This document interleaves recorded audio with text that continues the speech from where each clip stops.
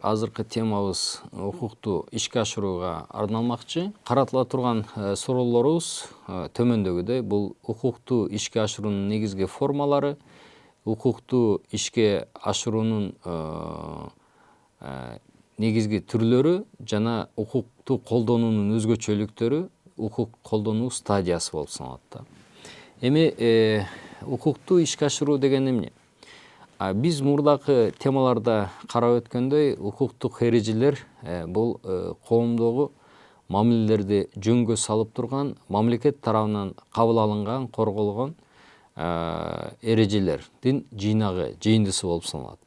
Бирок бүгүнкү күндөгү эң негизги маселелердин бири бул ошол мамлекет тарабынан кабыл алынган эрежелерди реалдуу турмушта ишке ашыруу жана мамлекет тарабынан кабыл алынган эрежелерди биздин турмушта жашатуу болуп саналат. Укукту ишке ашыруу ар дайым укуктук маселелердин эң негизгиси жана орчундуусу болуп саналат. Анткени укук бир эле кабыл алуу менен чектеле турган болсо, мамлекет тарабынан кабыл алуу менен чектеле турган болсо, анда анын мааниси эч кандай ролго ээ болбойт. Анткени эң ириде укукту бир эле сапаттуу түрдө эрежелерди кабыл алуу эмес, экинчиден ошол эрежелерди сапаттуу түрдө, реалдуу түрдө турмушка ишке ашыруу болуп саналат. Бул кайсыл учурда ишке ашат ошол укуктук эрежелер? Качан гана укуктук эрежелерди укуктун субъектилери реалдуу турмушта колдонуу, пайдалануу, сактоо мүмкүнчүлүгүнө ээ болгон учурда. Кээ бир учурда, кээ бир мамлекеттерде укуктук эрежелер өтө заманбап талаптарга жооп берүү менен өтө жакшы бир формада, сапатта кабыл алынат. Бирок реалдуу турмушта ал укуктук эрежелер ишке ашпагандыктан, укуктук эрежелер өлүк эрежелерге же болбосо эч кандай мааниси жок эрежелерге айланат. Мына ошондуктан жалпы укук тармагындагы укуктук мамлекеттин түптөлүшү жана өнүгүшүнө таасир тийгизген эки маселе бул: биринчиси укуктун сапаты, укуктун заманбап талаптарга жооп бериши, экинчиси бул ошол заманбап талаптарга жооп берген укукту реалдуу турмушта ишке ашыруу, жашатуу болуп саналат. Мына ошондуктан бүгүнкү укук илиминде укукту ишке ашыруунун 4 негизги формасы же болбосо түрү бар. Биринчиси бул укуктан пайдалануу, экинчиси бул укукту сактоо, үчүнчүсү бул укукту аткаруу жана укук колдонуу.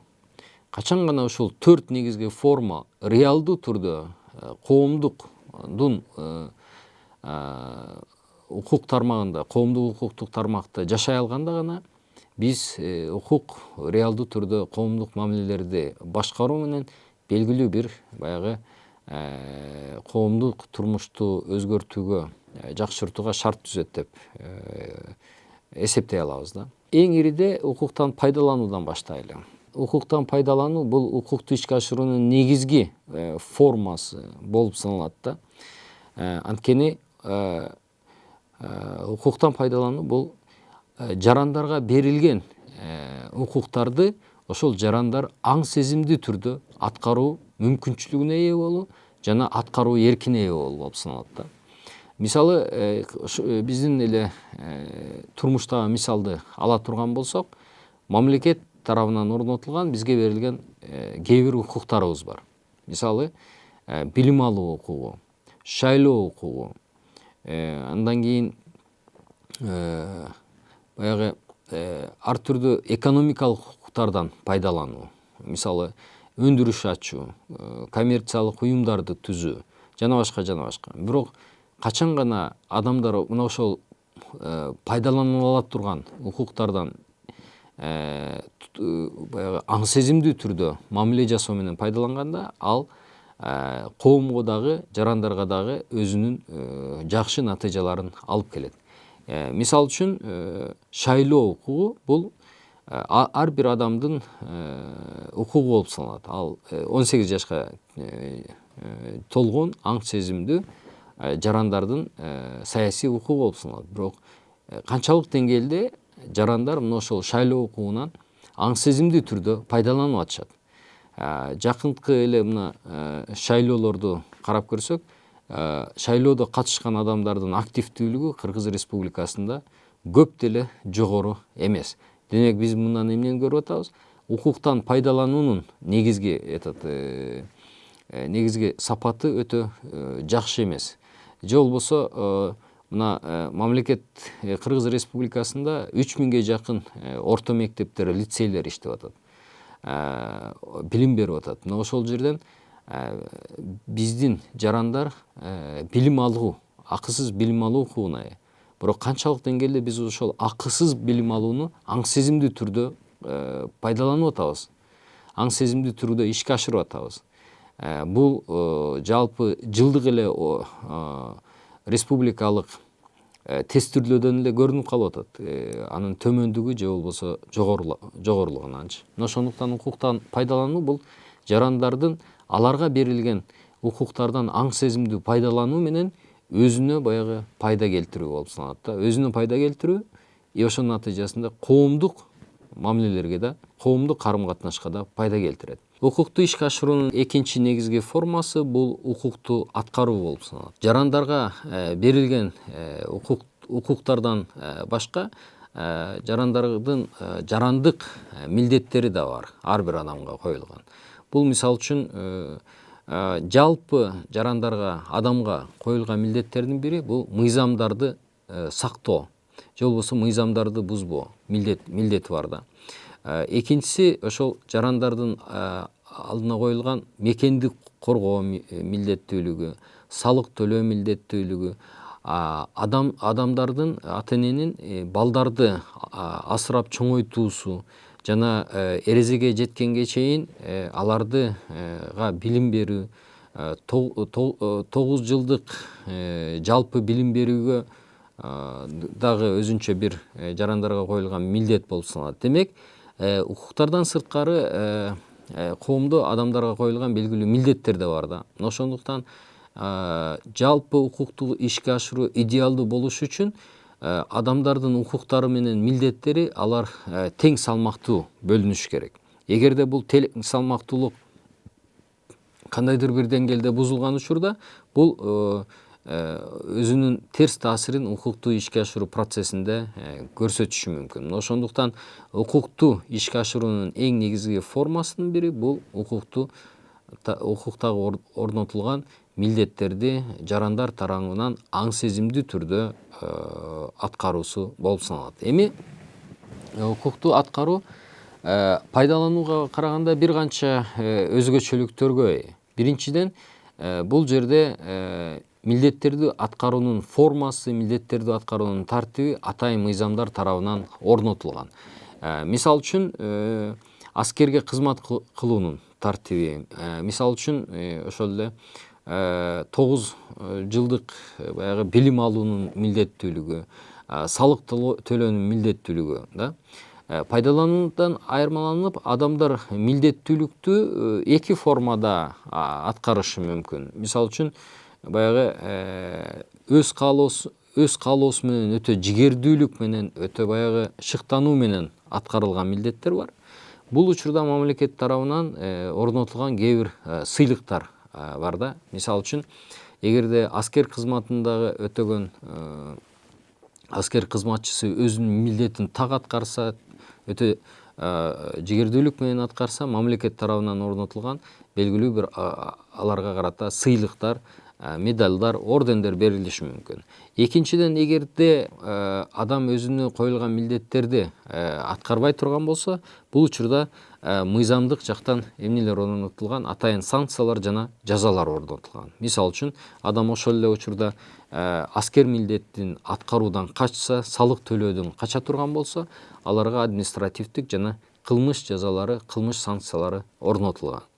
Эми укукту ишке ашыруунун дагы бир өзгөчө бөлүгү, өзгөчө түрү бул укукту сактоо болуп саналат.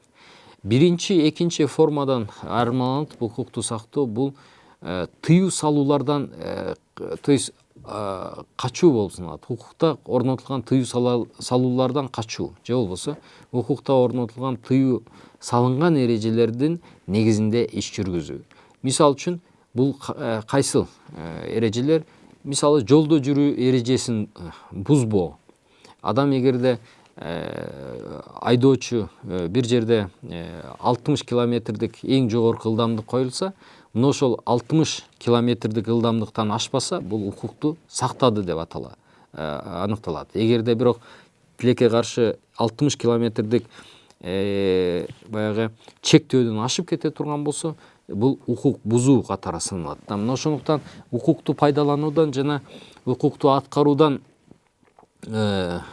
укукту сактоонун өзгөчөлүгү биринчи, экинчисинде адамга өтө активдүү аракет жасоо сунуш кылынат.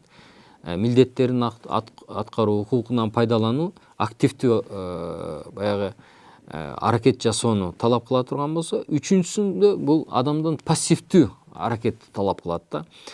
Мисал үчүн таштанды таштабоо, жолдо жүрүү эрежесин бузбоо, сактоо, кылмыш кылбоо, уурулук жасабоо, бирөөлөрдү эмне кылбоо, бирөөлөрдү карактабоо же болбосо тыюу салынган белгилүү бир чек коюлган эрежелердин бардыгын сактоо менен адам пассивдүү иш аракет жасоо менен эмне кылып атат? Укукту ишке ашыруунун бир субъектиси болуп саналып атат. Жана ал жерде пассивдүү иш аракет жасоо менен адам коомго өзүнүн белгилүү бир пайдасын алып келип атат да. Укукту ишке ашыруунун эң негизги түрү бул укукту колдонуу болуп саналат. Укукту колдонуу дегенде эмнени атайбыз? Бул укукту колдонуу башка укукту ишке ашыруунун формаларынан өзгөчөлөнүп, ал мамлекеттик кызмат адамдары тарабынан, бийлик органдары тарабынан укуктун негизинде кээ бир баягы маселелерди чечүү болуп саналат да. Мисалы бул форманын өзгөчөлүгү пайдалануу, аткаруу, сактоодон өзгөчөлүгү укукту колдонууну бир гана мамлекеттик кызматкерлер гана же болбосо коомдук уюмдардагы жеткиликтүү кызматкерлер гана ишке ашырылат. Укук колдонуучу демек мамлекеттик органдар же кызмат адамдары боло алат. Алар укуктук мамиленин жагдайларын талдап чыккандан кийин, кандайдыр бир укуктук мамиле болгондон кийин, ага карата белгилүү укуктук мүнөздөгү укук колдонуу актысын кабыл алуу. Мисалы, буга токтом кирет, чечим кирет, буйрук кирет.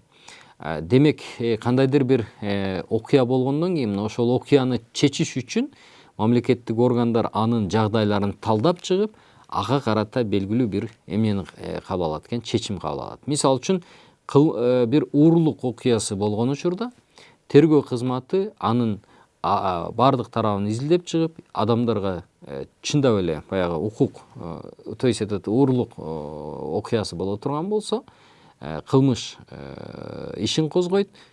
Бул атайын чечим негизинде жасалат. Андан кийин баш коргоо чараласы, андан кийин баягы башка тергөө амалдарына тиешелүү укуктук актыларды кабыл алуу менен сот органдарына өткөрүп берет. Сот ал жерде карап чыккандан кийин атайын айып тагуу менен чечим чыгарат. Демек, мына ошол процесстин бардыгын биз эмне деп атайт экенбиз? Укук колдонуу процесси деп атайбыз. Эми укук колдонуудагы бир өзгөчөлүгү, укук колдонуучу ар бир укуктук окуянын өзгөчөлүгүнө жана жагдайларына жараша жыйынтык чыгарат да. Демек, укук колдонуу ишмердүүлүгү мыйзамда көрсөтүлгөн эрежелердин негизинде гана ишке ашырылуусу зарыл. Мына ошол укук колдонуу процесси Кыргыз Республикасынын процессуалдык мыйзамдарында укук колдонуунун тартиби, процесси толугу менен орнотулган.